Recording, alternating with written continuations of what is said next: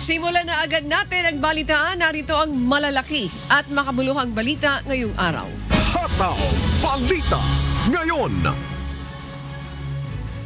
Hiniling ni Pangulong Ferdinand Marcos ang courtesy resignation ng lahat ng miyembro ng kanyang gabinete upang maisagawa ang recalibration ng administrasyon.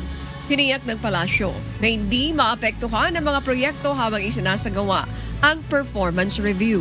Ayon kay Yusek Claire Castro, layunin ng hakbang na ito na alisin ang mga tamad at korap sa gobyerno at panatilihin lamang ang mga karapat-dapat.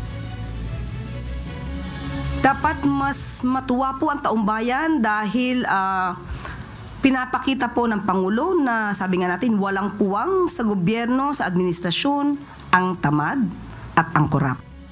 Hataw Balita Ngayon. Walang nakikitang problema ang mga senador sa utos ni Pangulong Bongbong Marcos na courtesy resignation sa mga miyembro ng kanyang gabinete para kina Senator Jingo Estrada, Coco Pimentel, JV Ejercito at Senate President Cheese Escudero. Ito ay lehitimong kapangyarihan ng Pangulo para masigurong episyente at tapat ang mga opisyal ng pamahalaan. Nananawagan din sila sa Pangulo na piliin ang mga walang pansariling ambisyon at may malasakit sa serbisyo. Umaasa naman si Senator Nancy Binay na matatapos kaagad ang recalibration na ito ng administrasyon upang hindi maapektuhan ang mga serbisyo sa publiko. They serve at the pleasure of the President and kung gusto ni Presidente at hiningi niya yung courtesy resignation, I mean, yun yung prerogative ng ating Presidente. Ang ano ko lang siguro, sana mabilis matapos itong proseso ng pagpapalit ng mga cabinet secretary. Kasi ako talaga, ang concern ko is baka wag sanang maantala yung mga programa dahil nga dito sa courtesy resignations na mangyayari. Hataw Balita Ngayon. Suportado ng liderato ng Kamara ang utos na courtesy resignation ng Pangulo sa lahat ng miyembro ng kanyang gabinete. Ayon kay House Speaker Martin Romualdez, pagbubutihin pa ng Kongreso ang oversight role nito para matiyak na maisusulong ang reforma sa pamahalaan. Welcome din para kay House Minority Leader at For Peace Party List Representative Marcelino Libanan ang hakbang na ito ng Pangulo. Gayunman, ilang kongresista din ang hindi sang-ayon sa panawagan ng Pangulo. Trying hard umano ang Pangulo ayon kay Kabataan Party List Representative-elect Rene Co. Ipinahayag naman ni ACT Teachers Party List Representative-elect Antonio Tino na ang recalibration ay patunay na pangit ang performance ng administrasyon. Hataw Balita Ngayon. Paring magpabagal ng ilang serbisyo ng pamahalaan ang pagpapalit ng liderato sa mga ahensya ayon sa isang political analyst. Kaugnay ito ng panawagang courtesy resignation ni Pangulong Ferdinand Marcos Jr. sa kanyang gabinete. Ayon kay Dr. Froilan Calilong, kung papalitan ang mga cabinet secretaries, magkakaroon na naman ng bagong polisiya sa kada departamento ng gobyerno dahil sa papalit ng mga bagong kalihim sa bawat ahensya ng pamahalaan. Kapag ganito ang nangyari, tiyak na babagalan niya ang mga serbisyo ng gobyerno. Bukod dito, makakapagpatagal din niya sa usad ng trabaho ng gobyerno kung matatagalan bago ma-appoint ang isang cabinet secretary. Kung minsan yung ating commission on appointments, ang tagal ng proseso ng pag-affirm or pag-confirm ng mga appointments, lalong magpapatagal ito doon sa mga public service delivery. And syempre, maantala yung mga programa. Hataw Balita Ngayon. Naniniwala ang ilang mga political analysts na maring epekto ng pagkatalo ng karamihan sa mga inindorsong senador ng administrasyon ang kanyang panawagang courtesy resignation sa gabinete. Ipinapakita raw nito ang pagkadismaya ng publiko sa gobyerno, lalo na sa kakulangan ng konkretong programa at mataas na presyo ng bilihin. Sinabi ng palasyo na layunin ng hakbang na ito na ma-assess ang maopisyal at iayon ang pamahalaan sa inaasahan ng taong bayan. With reference to the outcome of the 2025 elections, in which the people have spoken that there is a considerable level of dismay and public outcry for the current administration to come up with more meaningful reforms and programmatic changes so that we will be able to navigate better heading into 2028. Hataw Balita ngayon. Hindi pwedeng italaga sa posisyon sa gobyerno ang mga natalong kandidato sa katatapos lang na halalan ayon sa Commission on Elections. Paliwanag ng poll body, kailangan pa nila mag-antay ng 1 taon dahil sa umiiral na 1-year appointment ban. Nakasaad sa Article 9-B, Section 6 ng 1987 Philippine Constitution na sino mang kandidato na hindi pinalad sa kahit anong eleksyon ay hindi maaring italaga sa kahit anong sangay ng gobyerno. Kasama na rin dito ang mga government-owned or controlled corporations o GOCC at subsidiaries nito. Yung pong 1-year ban ay effective po yan. Therefore, ang isang natalo sa pamahalaan ay hindi pa pwedeng ma-appoint. Hataw Balita ngayon. Hinamon ni Pangulong Ferdinand Marcos Jr. ang kanyang gabinete na tiyaking natatapos ang mga proyekto sa tamang oras at budget. Kasabay ito ng paglatag ng Pangulo ng mga bagong batas sa harap ng stakeholders. Binanggit niya ang pagbuo ng Department of Economy, Planning and Development upang tiyaking epektibo ang paggasta at implementasyon ng mga proyekto. Binigyan din ng Pangulo ang pagpapatibay sa PHIVOLCS Modernization Act at ang layuning gawing mas maginhawa at ligtas ang buhay ng bawat Pilipino. Hamon ko sa gabinete at mga pinuno ng ahensya, siguruhing matatapos ang mga proyekto ng ayon sa schedule at sa budget. Hindi na tayo papayag na may masyadong cost overrun, mayroong mga time extension, wala namang makatwirang dahilan, and no to non-performing projects. Hataw Balita ngayon. Haharap na sa Senado ang 11 miyembro ng House Prosecution Panel sa trial impeachment ni Vice President Sara Duterte. Nakatakda ito sa June 2, 2025 ng alas 4 ng hapon. Kahapon, napag-usapan na sa pulong ng House Prosecution Panel ang ipinadalang sulat ng Senado sa Kamara upang kung saan ipinapaalam na handa na ang mataas na kapulungan na tanggapin ang panel of prosecutors ng House of Representatives. Inaasahang babasahin ng House Prosecution Panel ang 7 charges sa ilalim ng Articles of Impeachment laban kay VP Sara. Well, at least there's clarity as regards the schedule. And like I've always said, the prosecution has been preparing since we were appointed or elected as prosecutors. We just have to be able to present the best case we have against the Vice President and present the evidence in a way that will be understandable for the public that's watching it.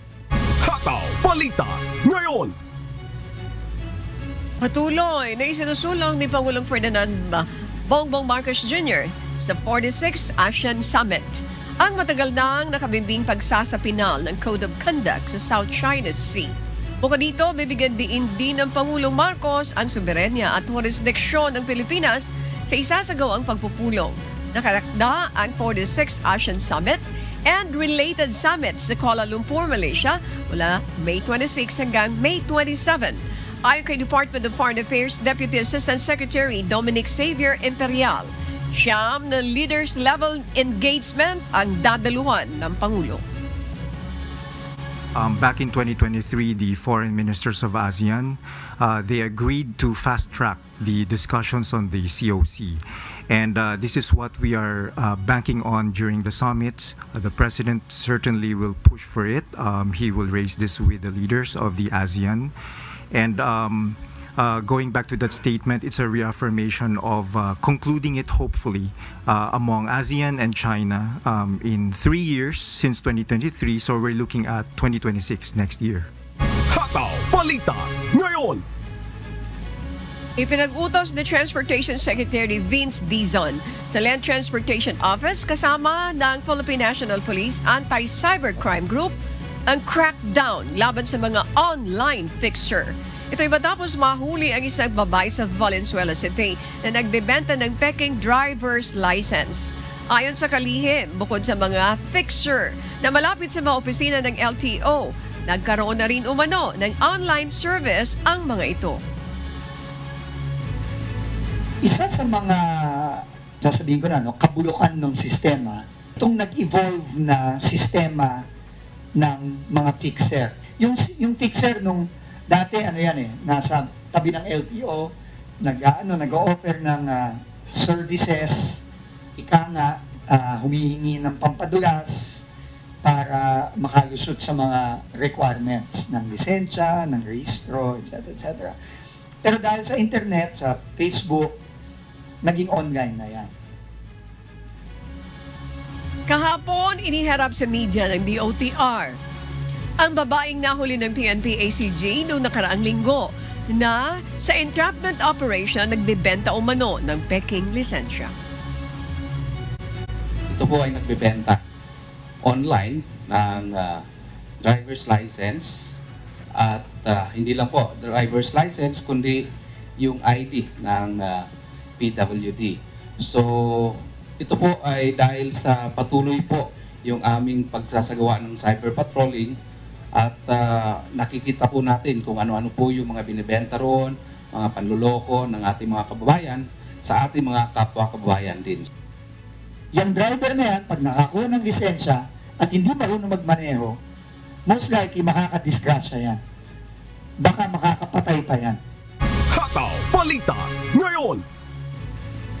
Umaapila naman ng motorcycle taxi company na MoveIt sa Land Transportation Franchising and Regulatory Board. Napayagan sila mag-operate ng may hanggang 15,000 riders at huwag kansilahin ang kanilang operasyon sa Cebu at Cagayan de Oro City. Ayon sa kanilang general manager na si Wayne Jacinto, malaking kawalan para sa mga riders ang posibleng pagtanggal sa kanila, lalo't binibigyan sila ng training at insurance ng kumpanya.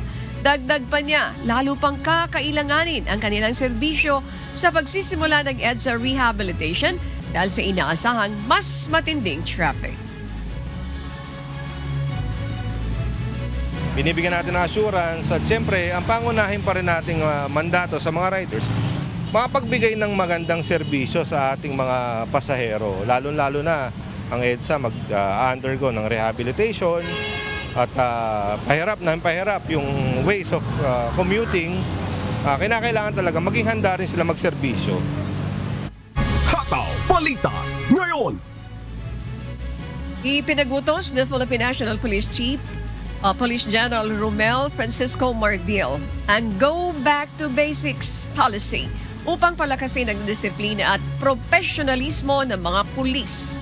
Kabilang sa mga reforma ang pagsasaayos ng recruitment process, pagsasanay ng mga pulis, pagbibigay ng sapat na maintenance and other operating expenses o MOOE.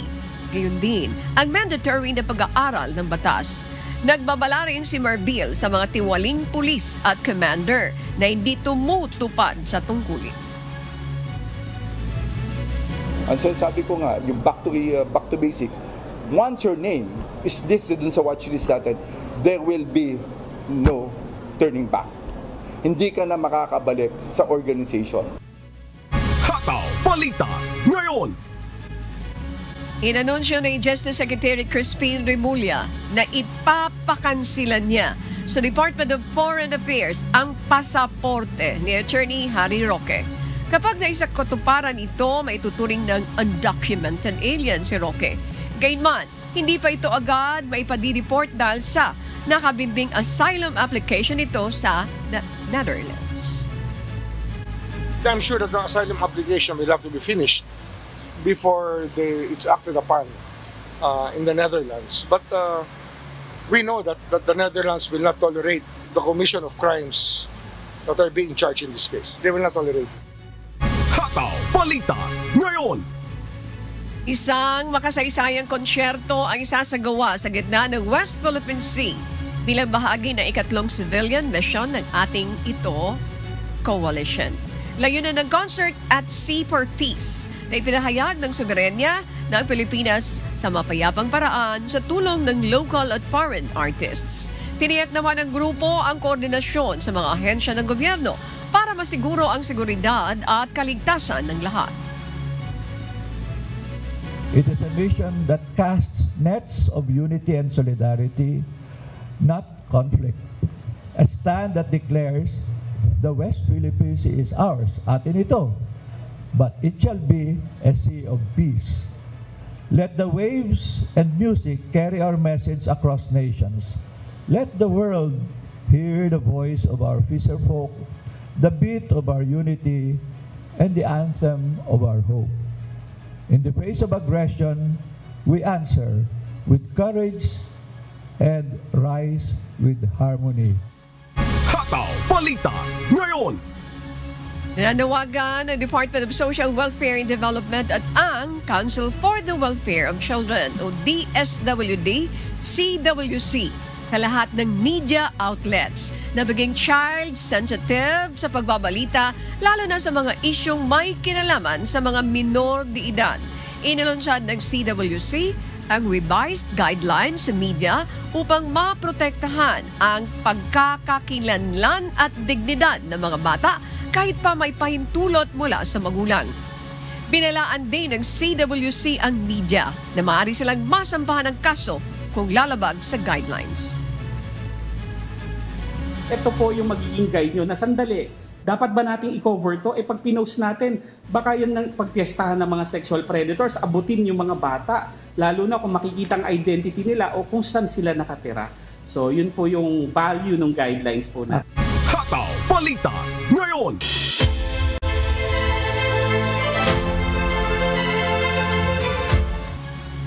Inilunsad ng Public Attorney's Office ang instant legal advice sa eGov app upang mas madaling ma-access ng publiko ang libreng payong legal. Ayon kay PAO Chief Attorney Persida Acosta, hindi na kailangan ng proof of indigency para sa legal advice, ngunit kakailanganin ito kapag aabot na sa court, representation o paggawa ng legal documents. Hinihikayat ng PAO ang mga Pilipino na gamitin ang app para sa mga legal na katanungan. Nandiyan ang ating instant legal advice, counseling, at kung kailangan i-represent sa court, ay mag-a-assign tayo ng mga abogado. Napaka-importante kasi na pag may mga tanong sa batas, ay nasasagot agad. Dahil hindi naman lahat ng Pilipino ay nag-aaral ng batas. At yung mga bago, lumang batas, kailangan ipaalam natin sa ating mga kababayan. Hataw Balita ngayon. Pinapaalalahanan naman ng Department of Migrant Workers na maaaring gamitin ng mga OFW ang OFW app upang humiling ng repatriation.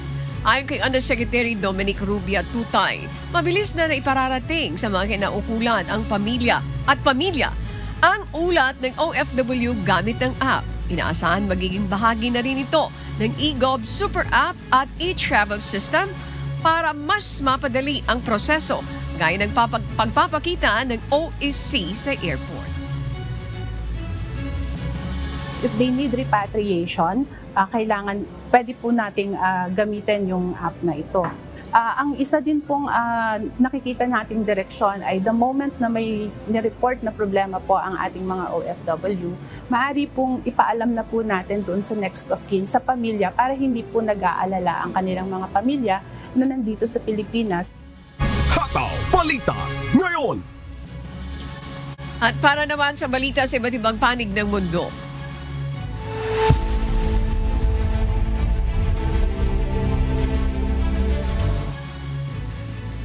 sa gitna ng lumalalang tensyon at mabilis na pag-usbong ng teknolohiya, pinag-aaralan ng Canada ang posibilidad na makilahok sa isang malakihang proyekto sa depensa ng Estados Unidos Tatalakayin dito ang Golden Dome System, ang inaasahang gastos, layunin at epekto nito sa seguridad ng Canada. Ito ang umahataw na balita ni Noel Poliarco. Hataw Balita ngayon. Pinag-uusapan sa Canada ang posibleng paglahok sa Golden Dome, isang bagong sistema ng depensa laban sa mga missile na inilunsad ni US President Donald Trump. May paunang budget ito na $25 billion ngunit maaaring umabot sa $542 billion sa loob ng 20 taon ayon sa Congressional Budget Office. Layunin ng proyekto na harangin ang mga advanced na banta sa himpapawid gaya ng hypersonic missiles at mga missile mula sa kalawakan gamit ang mga sensor at interceptor na nakabase sa space. Inspirasyon nito ang matagumpay na Iron Dome ng Israel. Nagpahayag ng interes ang Canada sa proyekto, ngunit ayon kay Prime Minister Mark Carney, wala pang tiyak na halagang inilaan at patuloy pa ang mga konsultasyon kaugnay nito. Binanggit niyang may kakayahan ang Canada na tumulong sa pagpapatupad ng sistema, ngunit kailangang pag-isipang mabuti ang mga desisyong militar. Ang usaping ito ay kasabay ng tensyon sa pagitan ng Canada at US matapos magbanta si Trump ng taripa at ipinanukalang gawing estado ng Amerika ang Canada, isang issue na nagpasiklab ng damdaming makabayan at tumulong sa panalo ni Carney sa eleksyon. Bagamat may agam-agam ang ilang eksperto dahil sa lawak ng teritoryo ng US, ipinakita pa rin ng Canada ang interes nitong palakasin ang ugnayan sa depensa at seguridad sa North America. Noel Poliarco, humahataw sa balita ngayon. Hataw Balita ngayon. Maraming salamat, Noel Poliarco. Samantala, naglaan ang gobyerno ng New Zealand ng malaking budget para sa bagong gas field na itatayo sa bansa. Ito ang umahataw na balita ni Danny De Lieva. Hataw Balita ngayon. Naglaan ang pamahalaan ng New Zealand ng $200 million sa loob ng 4 na taon upang makakuha ng 10 to 15% na komersyal na bahagi sa mga bagong gas field na itatayo sa bansa. Ang hakbang na ito ay tugon sa patuloy na pagbaba ng reserba ng natural gas at bahagi ng mga hakbang upang matiyak ang seguridad sa enerhiya. Ayon kay Minister for Resources Shane Jones, mananatiling mahalaga ang natural gas sa susunod na 20 taon. Nagbabala rin siya laban sa kawalan ng aksyon sa harap ng lumalalang kakulangan sa supply. Layunin ng inisyatibong ito na makahikayat ng mga mamumuhunan at sa pamamagitan ng pagpapakita ng matibay na suporta ng pamahalaan bilang pangunahing stakeholder. Target din ng programa ang pagsuporta sa paglago ng ekonomiya, paglikha ng trabaho at pagbabawas ng pag-asa sa inaangkat na uling tuwing panahon ng taglamig. Danny De Lieva, humahataw sa balita ngayon.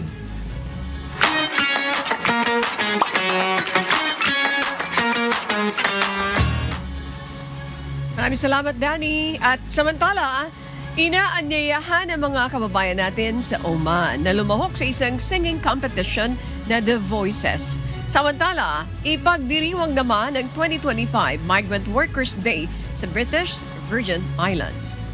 Ito ang humahataw na balita ni Lynn Perez. Hataw Balita ngayon. What's up, kabayan?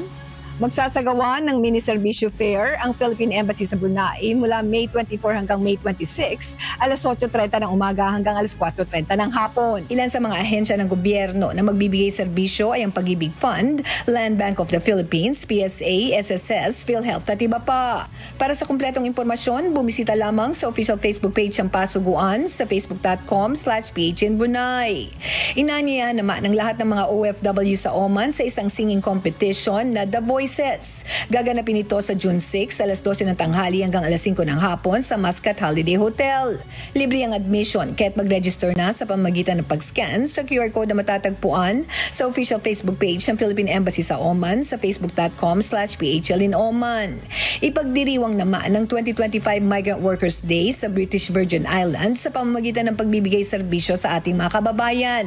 Gaganapin ito sa June 7, alas 8 ng umaga hanggang alas 5 ng hapon at sa June 8, alas 9 ng umaga hanggang alas 9 ng gabi. Ilan sa mga activities dito ay ang Information at Service Caravan, Financial Literacy Seminar, at ang 2025 Philippine Independence Day at Migrant Workers Day Celebration. Sa mga nais makaselebrate, mag-register lamang sa link at QR code na matatagpuan sa official Facebook page ng OWA Washington DC sa facebook.com/OWA Washington DC USA.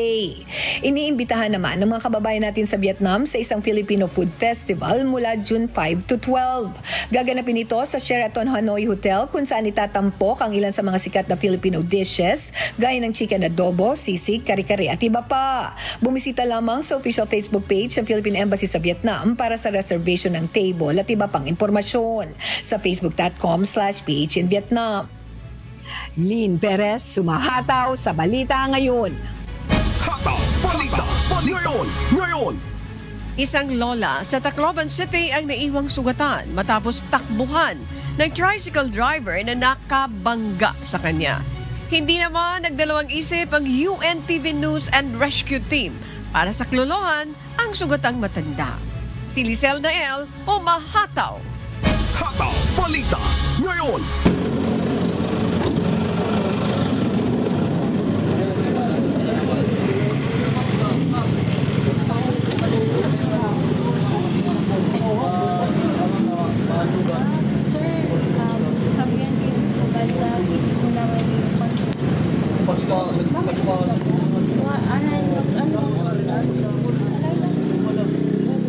Namamaga ang hiwa sa ulo ng isang lola sa Tacloban City nang asistihan ng UNTV News and Rescue Team madaling araw ng Martes, May 20. Nagtamo rin ito ng gasgas sa kanang braso at iniinda ang pananakit ng kanang paa at dibdib. Isang sasakyan ang bumangga sa tricycle kung saan nasa loob si lola. Sa lakas ng pagkakauntog ay nagtamo ito ng malaking sugat sa ulo. Halos matanggal na ang gulong ng tricycle sa lakas ng pagkakabangga. Hindi na nahabol ang nakabangga dahil tinakbuhan na sila nito. Agad na tinawagan ng City Disaster Risk Reduction and Management Office ang naka-standby na UNTV News and Rescue Team para rumesponde sa pinangyarihan ng aksidente sa Barangay 22, P. Burgos Street, Tacloban City. Papasok na sana ng trabaho bilang tindera ang 66 anyos sa biktima ng mangyari ang insidente. Agad namang inasikaso ng team ang sugat nito upang maampat ang pagdurugo. Tiniyak ng team na maayos ang vital signs nito bago dinala sa Eastern Visayas Medical Center para sa karagdagang atensyong medikal. Lizel Nael, humahataw sa Balita Ngayon.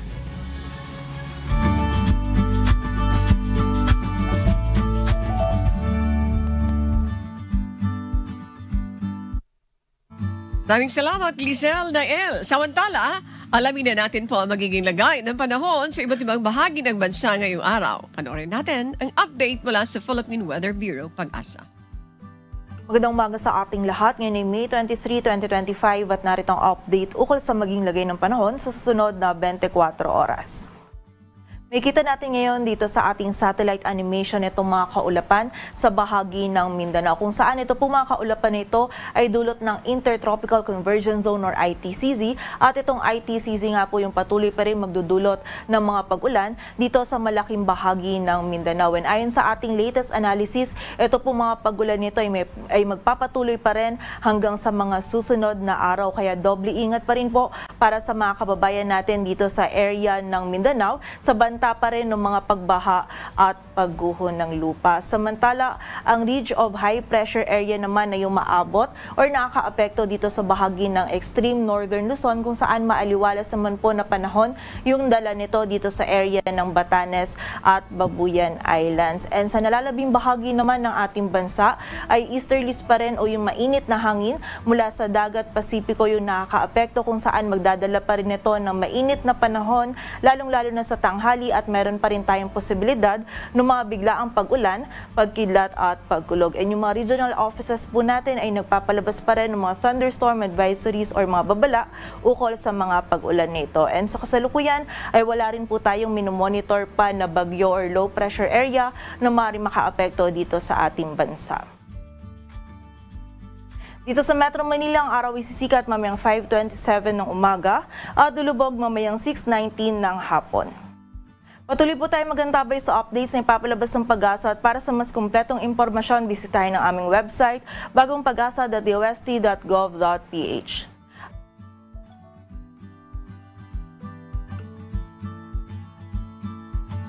At napanood niyo po ang ating update mula kay Pag-asa Weather Specialist Grace Castaneda. Tandaan, sa bawat araw na ating nasisilayan, tayo'y magpasalamat sa Diyos na may lalang.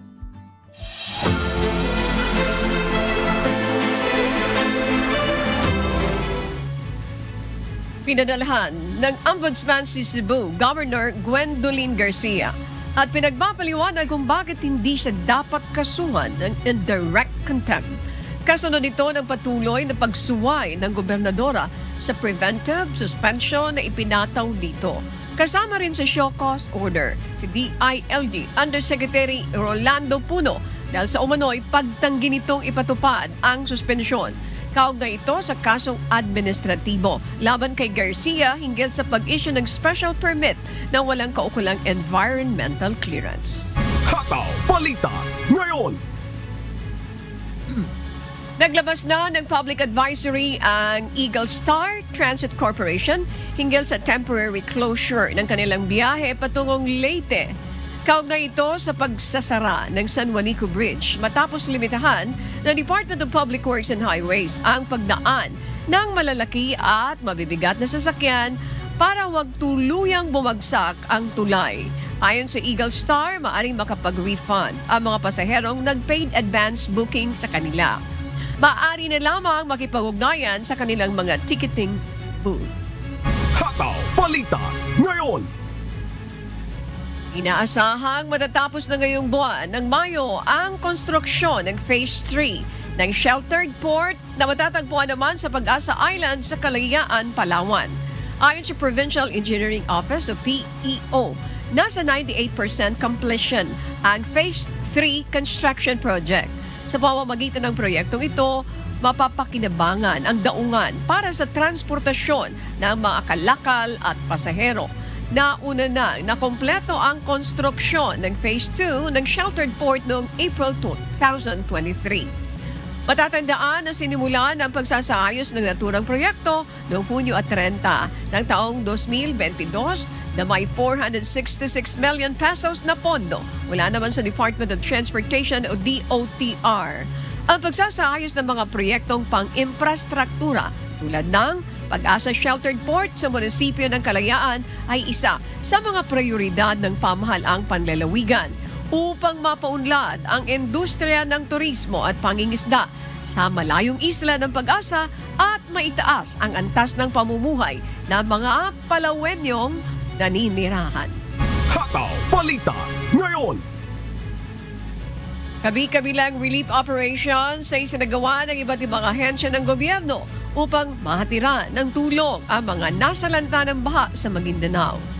Katuwang ang Local Government Unit, Office of Civil Defense at Ministry of Social Services and Development ay patuloy ang pamamahagi ng food at non-food items.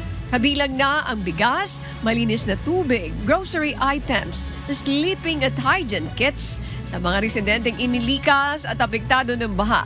Sa probinsya ng Maguindanao del Sur, higit 50,000 pamilya ang apektado sa 14 na munisipalidad nito. Habang sa Maguindanao del Norte naman ay apektado ang nasa 1,200 pamilya. Hanggang ngayon, may mga residente pa rin ang nananatili sa mga evacuation center dahil lubog pa rin sa tubig baha ang kanilang lugar. Hataw Balita ngayon! Binabantayan ngayon ng Provincial Health Office ng Sultan Kudarat ang 3 kumpirmadong kaso ng monkeypox o mpox na naitala sa probinsya. Ayon sa kagawaran, isa rito ay mula sa Bagong Bayan habang ang 2 naman ay mula sa lungsod ng Tacurong.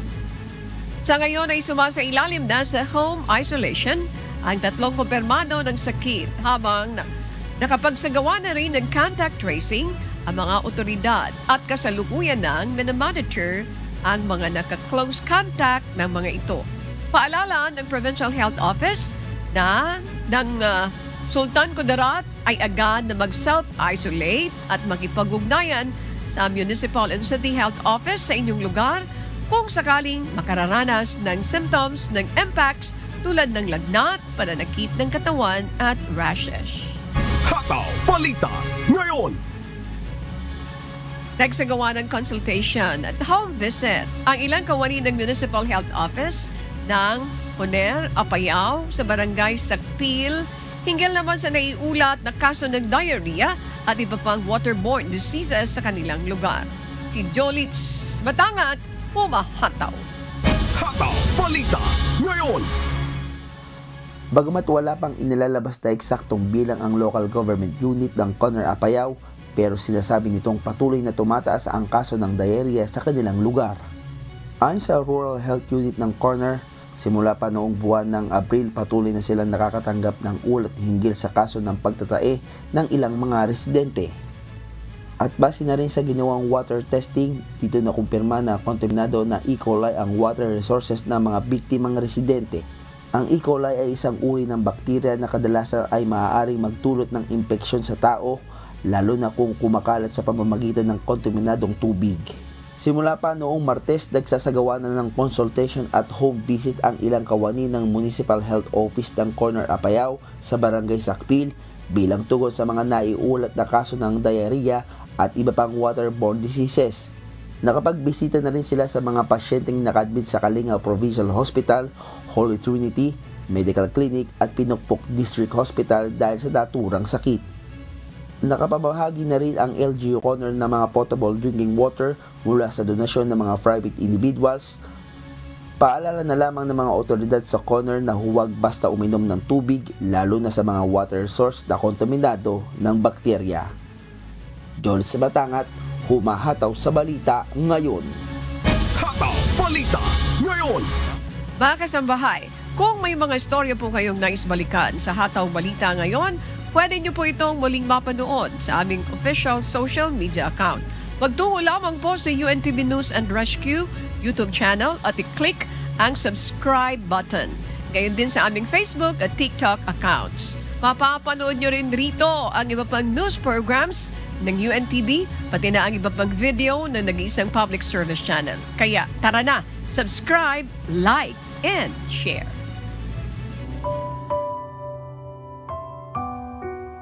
At sa aming ibabahaging mga salita ng Diyos na ating sandigan. Mula sa Santiago 2:24. Nakikita nyo na sa pamamagitan ng mga gaway, inaaring ganap ang tao at hindi sa pamamagitan ng pananampalataya lamang.